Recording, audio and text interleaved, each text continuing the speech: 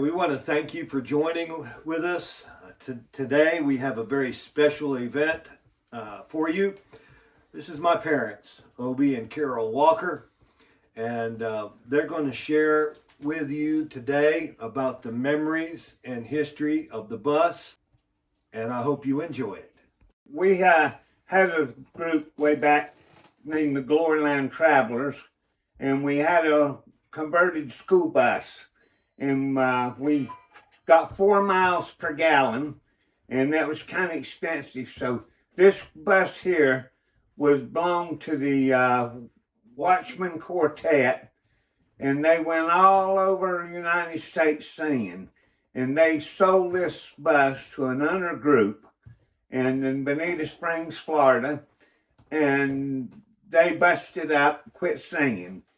I don't remember a whole lot about the bus because that was 40 years ago, and it was just like something we had. We'd get done work on a Friday, we'd get into the bus and we'd take off. Maybe we'd wait until Saturday and take off in the bus. All the equipment loading is up to the guys. Obie drove, and whatever had to be cleaned up, guess who had to do that? But he did all the driving and the motor and all that stuff. We had sold our house when it was a RV, and we lived in it for a couple of months, and over to My mother.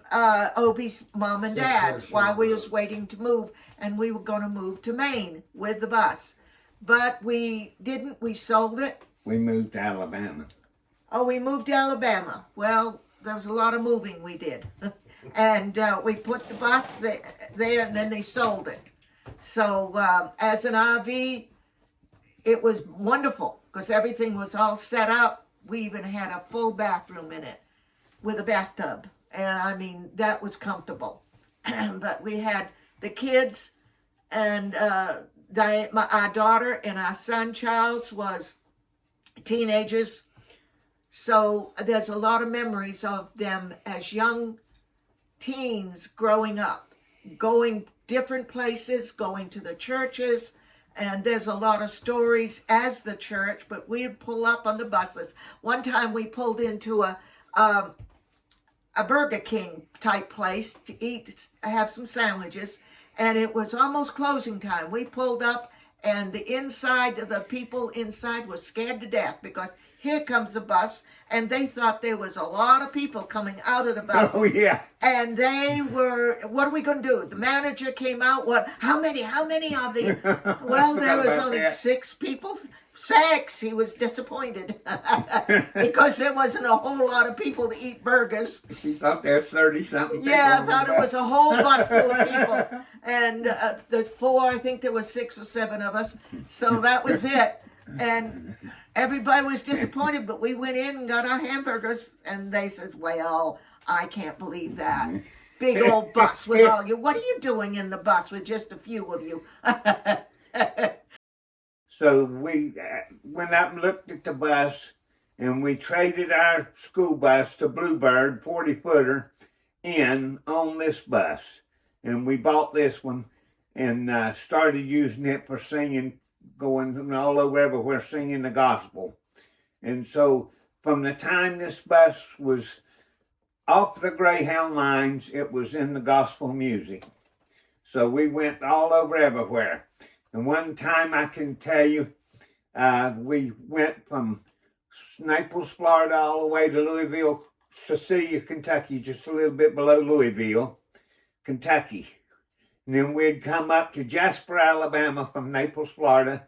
About once every 3 months, we'd come up there to sing. And we went all over everywhere with this bus singing the gospel and preaching the gospel of Jesus Christ, our group. We wasn't entertainers, we was ministers. And we tell people, if you want to get entertained, you're in the wrong spot. We're here to have church, and we would sing. So anyway, we went one time, they called us at the Deep Lake Prison to come sing. And we went there, and Florida. They was where all the dope dealers and the murderers was down in Florida. And we went there, we pulled the bus in through the gate, and we got out, and there was 2 or 3 prisoners and a policeman there with them. And they took our stuff out of the bus, took it in the building in the auditorium, and they put it on the stage. We went in and set it all up. We sang our program, and then we had something to eat. We went in and had eaten, and we was eating, and I noticed little black things in the biscuits. And my brother-in-law, he says, "You know what them is? They're boll weevils." Well, I done eat a couple of the biscuits, so I must have got a little bit of protein out of it. Anyway, when we went to the bus, well, we packed everything off the ground into the bus. And before they let us leave, they searched all the compartments to make sure nobody was a prisoner was escaping with us. So we done that. And we had a whole lot of experiences riding in that bus. One time in Wauchula, Florida, February. What year? We was going back through Wauchula, 3 o'clock in the morning. Monday morning, 3 o'clock. And it started snowing so heavy. And I was going to tell them, about it. And I woke them all up. I says, if I just tell them, they wouldn't believe me. I woke them all up and made them look. And it was snowing so hard you couldn't hardly see the road ahead of you in Florida, in Central Florida. And we was going back home. And as a group, a lot of times we'd sing to a couple times on the weekend, different places. And we'd have to, go home and get home real late and then be up 7 o'clock to go to work the next morning. In Jasper, Alabama, we used to come up from Naples, Florida to Jasper, Alabama. About once every 3 months, they'd have us up there. Mm-hmm. And when we'd come up, we took this bus up and we'd come through Atlanta and hit 10, go out across to Jasper and worship the Lord with them there. And then we'd have to drive all the way back home and go back to work on a Monday. On Sunday, we'd do that. Tell them about the pressure plate. Huh? Tell them about redoing the pressure plate. The pressure plate and the clutch. Oh, the clutch, when the pressure plate went out, so my brother-in-law and I took it, and in the backyard we took part of the bumper off the side and put a roll-under jack on a piece of plywood underneath the bottom. I've done a transmission, jacked it up, slid it back out, and we went and bought a pressure plate, a clutch, throw-out bearing pressure plate, and the metal part of the flywheel that bolted on.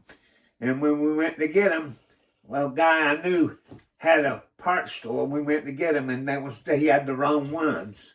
I says, that's not it. We have to have the big ones. So anyway, he reordered it.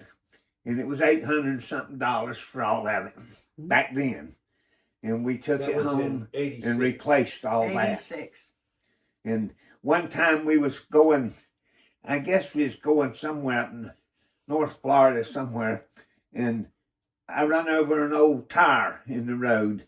And it knocked the hose off the bottom of the radiator where a return hose or something, little rubber hose. And we just happened to be at an off ramp. So I went off the ramp. There was a Texaco station across the street. So we went across the 4-lane over to the Texaco station. And the man just happened to have the right fitting to replace it. He replaced it, and then we went back on the road and went and headed out. So a lot of experiences we had, with the bus. What about remodeling the bus? And we got about 15 miles per gallon where the old one got 4. Lot of difference. And we had, a lot of good times. But it's a hard thing, We was all working, but we sang 2 or 3 times a week somewhere. And took that bus. And some friends of ours come down from Maine and visit us. Our ex-pastor and his wife. And we had a sang in Fort Myers, Florida, which is about 40 miles from Naples. And they rode in the bus, and she says she remembers that, going up there with us and enjoying it. So, you know, it's quite a thing. A bus is a handy thing when you have a singing group. You know, really is. It's the best thing you can have. And, you know, we had a flat tire one time going to Fort Myers, and I think back then there was about $250 for a tire. And so the church we sang at took up offering and bought us a tire. And that's what we sang for, was that tire. But anyway, that's what we done to it. And What about remodeling? What about converting the bus? converting it. Okay. Our singing group quit singing, 92. and my brother-in-law and them Not said it's too, 96. my brother-in-law and them said it was too crowded in the bus, so they wanted to go. They bought a motorhome. We bought a motorhome, and we went all the way to Maine and sang with 2 motorhomes. And when we got back, well, I ended up getting the bus myself, and I finished paying it off myself. And I took and converted it from the singing bus over into a motorhome. And we kept it for a pretty good while. And another man came and wanted to buy it. So we sold it to him. And he drove it for a while, and then he sold it to somebody else. And the other guy he sold it to passed away, I guess. And his son ended up with it. So it was parked about 10 miles from our home, where we live in now. And so we used to go by it all the time. And my son and I went and looked at it 2 or 3 times, and he asked about buying it. So anyway, he went over before Christmas last year and talked to the man, and the man sold it to him. So he bought the bus and it come back home. Well, So Mom, now he's got to redo it because it's run down from where it was. But he'll have it like new for long. Okay. I hope you enjoyed this conversation with my mother and father, reminiscing about the bus. Blesses my heart knowing that they're enjoying this bus and enjoying the memories, and every time that my father and my mother comes around the bus, they remember here and there. It's been 40 years ago, but I want to tell you, good memories last forever. We want to thank you for joining with us on this short, or whatever this is going to be. I hope you all have a great day, and God bless you wherever you are. Thank you. Bye-bye. Bye.